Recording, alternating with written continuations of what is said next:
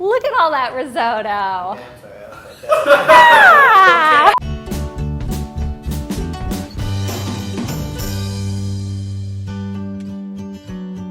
So you know when you go to a restaurant and you see risotto on the menu, it always says that disclaimer, please allow 30 minutes. And you're like, well, that means it must be a complicated fancy dish, but it's really not. 30 minutes, that's a normal like Tuesday night dinner. And today I'm going to show you my favorite way to make risotto. Don't need a recipe, and you don't even need to measure anything. I'm going to be making carrot ginger risotto with some shrimp. First, you start off with some alliums. Chop it up nice and fine. And then you want to just put those onions in there to sweat. Cook them until they're nice and soft and translucent. And I like to use a mixture of olive oil and butter. While the onions are softening, I also want to add some ginger to them. It's going to add a nice depth. For risotto, the best kind of rice to use is arborio or any sort of short grain white rice. You need it to be white rice because it has that nice starch in it that turns into the creamy risotto. About a quarter cup of rice per person you're serving, or just a handful. You don't need to measure. Stir it up, and you want your rice to get nice and coated with fat. And once the rice is shiny and translucent, then it's ready. I'm also going to add some grated vegetables to add extra flavor and extra nutrition to the risotto. I have some carrots here. Grated beets are also really fun. They add a nice color too. Now we want to deglaze with some wine. I happen to have some vermouth open, so I'm going to do that because I don't want to open a whole nother bottle of wine just for deglazing the pan. Just a splash. Stir it, and then you want it to almost evaporate. A lot of people think when you make risotto you have to use hot broth. It really doesn't matter. You can use room temperature broth or cold broth. You can use any kind of stock you want. Today I'm using chicken stock. I'm just going to keep dumping in as you go and stirring it. There's no exact measurement. It's all kind of by feel. You don't want to ever let the bottom of your pot dry out. So you always have to keep a half an eye on the pot and keep adding the broth as you go. The way that it gets like all creamy and delicious is by slowly absorbing the liquid bit by bit. So I'm stirring and stirring after each addition.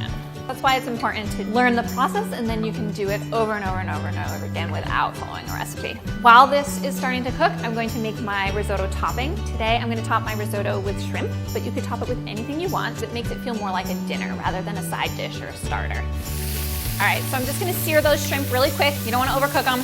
About 3 minutes per side. Meanwhile, you also have to keep stirring the risotto. It's a little bit of a dance, but it's fun, right? Making risotto is also kind of like getting a steam facial, and it smells good. All right, so the shrimp is good. I'm just gonna let it hang out there until we're ready. So here we go, we're just adding more broth. I think it's kind of soothing that you just have to stand there and keep stirring it. It only takes half an hour, just enjoy that time. You know, if you open some wine for the risotto, just pour yourself some wine and just hang out. All right, so our risotto's almost done.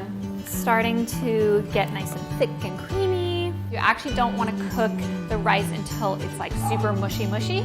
You want it to be a little bit al dente, like a good pasta. Still a little bit too crunchy, because I can just add a little more water if I need more liquid. Another thing a lot of people do is they cook it so that too much of the liquid is absorbed. You want it to like lie flat when you put it in a bowl. You can always add more liquid if you need to. So the risotto is a perfect texture now. A little salt, a little pepper. And then you always want to finish your risotto with something creamy or cheesy. Just something to give it that extra like rich, cheesy creaminess at the end. Top it off with shrimp and then some parsley to finish. All right, so this is ready to go. Time for dinner. So that's how I make risotto. Now it's your turn.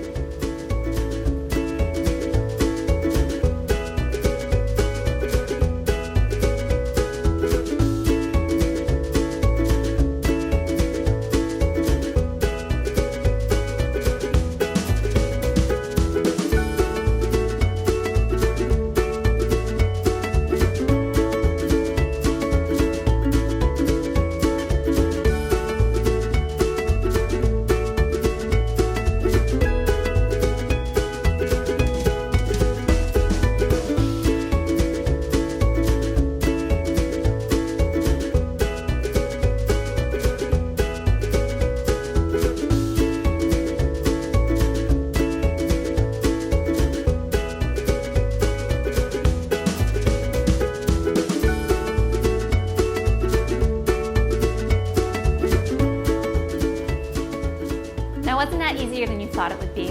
Now that you know how to make risotto without a recipe, you can make it in 30 minutes any night of the week. I'm gonna take this one for my dinner. You choose whichever flavor you want. Bye!